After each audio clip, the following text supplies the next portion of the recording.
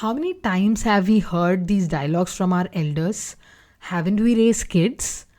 Don't we know what to do? Do you have to tell us everything? Exactly. That is what we are going to discuss about in this episode. Raising kids back in that generation and raising kids now is very, very different. And with the amount of awareness that we have today, it is our responsibility to break certain cycles. Let's see what those cycles are and how we can break them. Hey mommies! We know you're tired and you're here for a reason. We are two moms just looking to unwind after a long day. So come join our rants and let's make this journey a little less lonely, one episode at a time. Welcome to our podcast, Mom vs. World.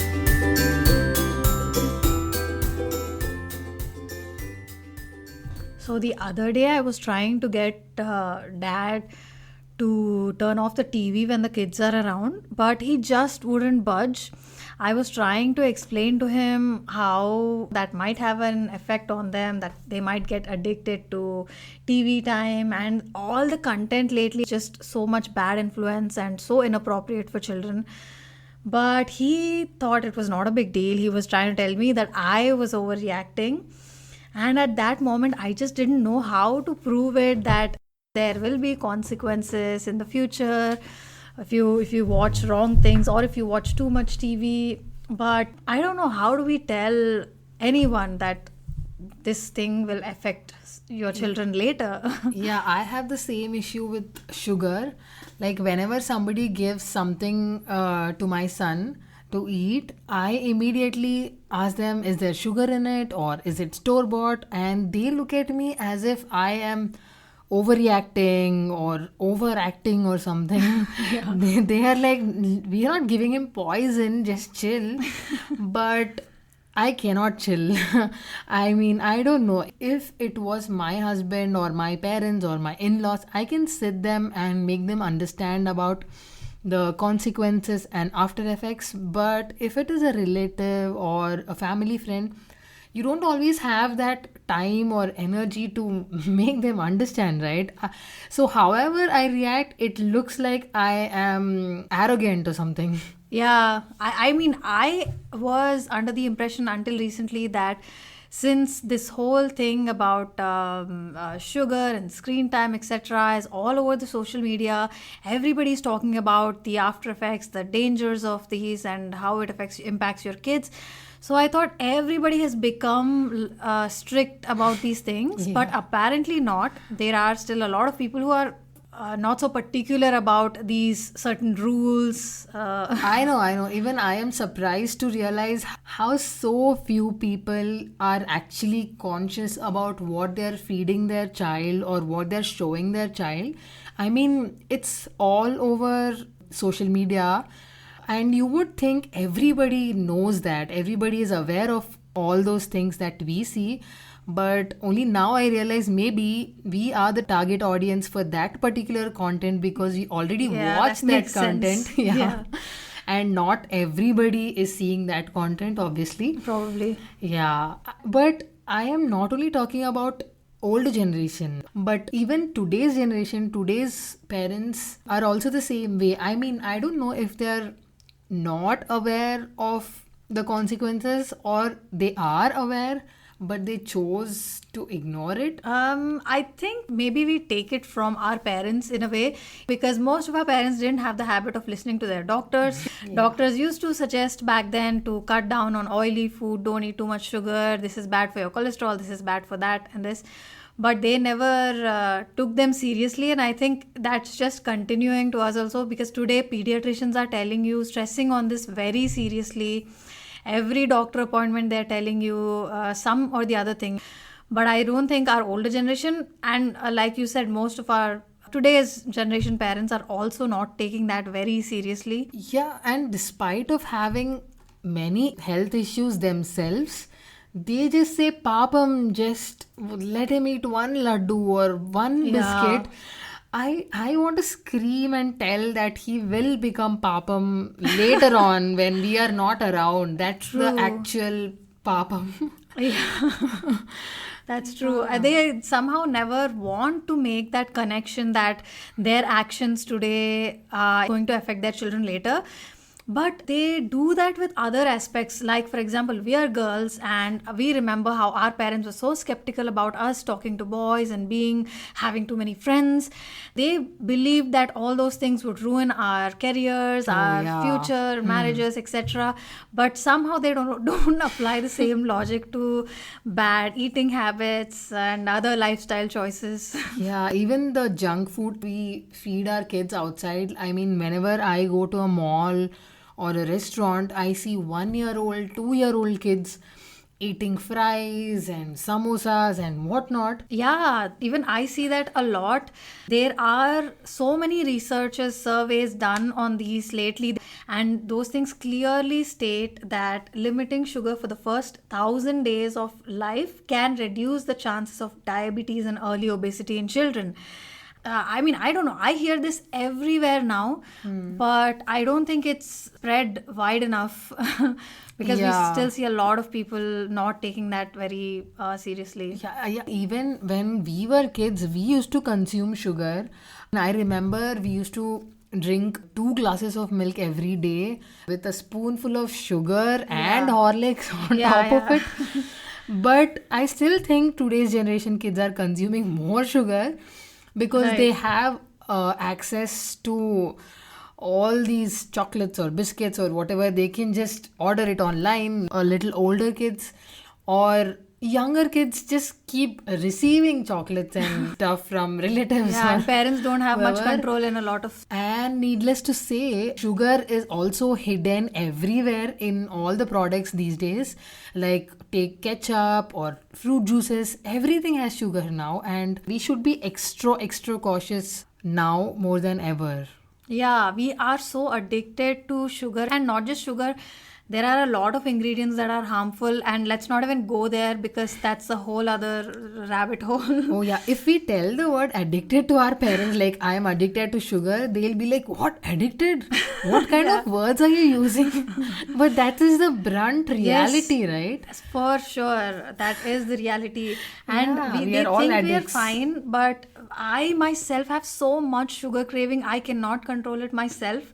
And with being adults, having access to everything, it's just become impossible to cut down and maintain a good diet. We have so many issues today like PCODs, fatty liver, our risk of cancer is just skyrocketing lately, and we are already all on a path to diabetes and obesity.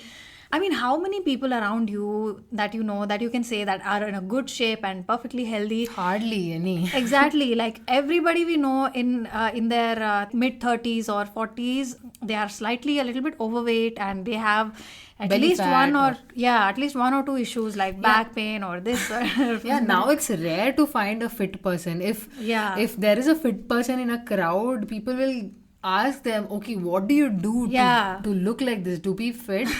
But that is supposed to be normal in reality, and we normalized this condition of being fat or having belly fat or having at least one disease. We just normalized that. True. And it doesn't seem to be a big deal. And if you think about millennials, in our 20s we were all fit because we could metabolize everything.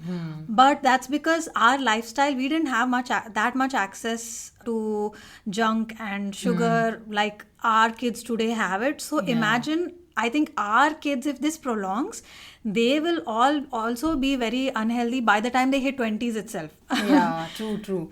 So it is our responsibility to break this cycle in particular. Yeah, and not only sugar, there is also screen time, right? Oh, That's a big thing as well. Yeah. Virtual autism has become a big thing now.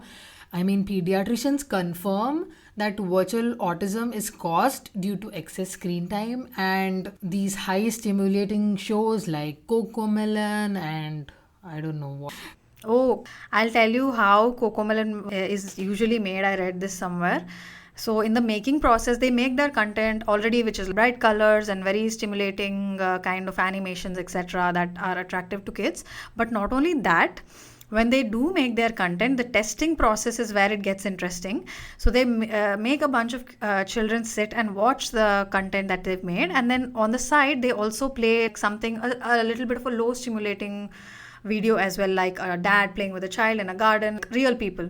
So they make sure that they monitor every second of how the child is watching the show, and even if for 1 second the child's eyes are getting diverted to the other video, then they note down that this is where we need to work on, and they repair that part. And they do this for the entire video, 3 minute, 4 minute, or however long that song or video is. And they make sure that not even for a single second the kid is moving their eyes away from the screen. So that's how they make sure. That sounds so evil. Exactly. They are literally hypnotizing the kid. Yeah. I know, I've seen a few kids, they just don't respond. If we are screaming for them, like shouting at them, Yeah. they just can't hear you. True. And not just that, I see a lot of kids just casually scrolling on their phones today. I mean, that's also got to be a bad thing. I understand that sometimes parents do have a difficult time and they do give that leeway. But I myself have so much issues with mindless scrolling and endless online shopping and all these things whenever I have my phone. So I think, I mean, imagine what it does to a kid if I'm unable to control it with my busy schedule. What will it do to a kid with so much free time? So scrolling on your phone for little children, that's definitely another cycle to break. Yeah, another important cycle that most people don't talk about or even think about is emotional regulation. Mental well-being was not really a thing back then when we were kids. I mean, our parents never thought about raising a mentally matured child. But yeah, it was now- all about making sure the kid was performing well in school. That's as far as it goes when it comes to mental growth for our parents. Yeah. Yeah, that's not emotional well-being. That's a whole other thing. Our parents do believe that they have done everything perfectly. It's very hard to convince them otherwise. But I'm definitely sure that we are not so mentally mature and emotionally stable. Not even close. Yeah, exactly. We have a lot of issues that we are still dealing with. This is not to blame our parents because they have done everything they could coming out of all that struggle, and for all the awareness and knowledge that they had about bringing up children. They've done a great job, which I absolutely respect for sure. But if you think about it, yelling and beating and all these things were common. And not just that, it's about how they treated us in front of other kids and relatives. The things they said to us, even if it's not yelling and beating, all those things had an impact on us that we know right now. Right now we have those little trauma responses every now and then, all those issues. We are so insecure Yeah. and underconfident. Even today, we still try to prove ourselves to our parents. Yeah. Even in our 30s, we're True. still doing things to impress our parents. And us millennials have so many other issues, mental issues. We don't know how to regulate our emotions. We lack self awareness. We don't understand our self worth. We don't know how to set boundaries. And we are so vulnerable to everything around us. I mean, we get so easily influenced with just watching a reel. Like, we make a life decision based on that influence. That's how Yeah. stupid we are. And we always keep falling into this trap of happiness being elsewhere in the future or at another place, and we keep chasing for it even True. today. I think even these ideas, these big things in life, right? Like love, relationships, marriage, and things like that, especially, I think we have very weird negative perspectives on those. Our opinions are purely coming out of fear or an idea of rebellion or something like that, but we don't have a positive outlook where you want to seek those things for the sake of your happiness. Like you said, we have it all completely wrong, I feel. But now we are realizing that, oh my god, this is how you look at life and look at these certain things, important aspects in life. Yeah, so moms, if you think otherwise, if you think you turned out fine, maybe consider you're in denial about these issues. Maybe, yeah. Yeah. I mean, it's not our doing exactly. I would say nobody has to blame themselves here, because the biggest pandemic we have today is bad influence from everywhere. Everything, every company in the outside world is trying to manipulate you, trying to brainwash you, and trying to sell something to you, basically. And we are just too distracted to see it, most of us. So we need to really be very cautious about what's entering our minds lately. I know it's easy to judge other moms and other parents, and that is not what we are trying to do. That's the last thing we want to do.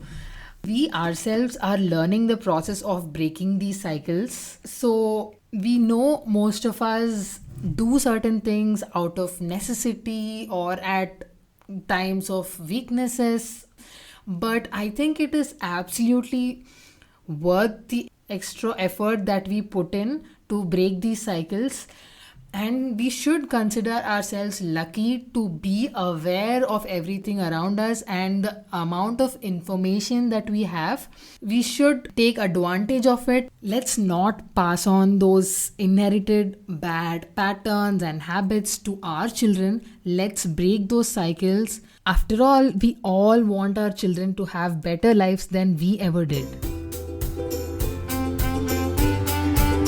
I really hope we could resonate with you, because every feeling is valid in motherhood. If you enjoyed this episode, please follow us for more such content.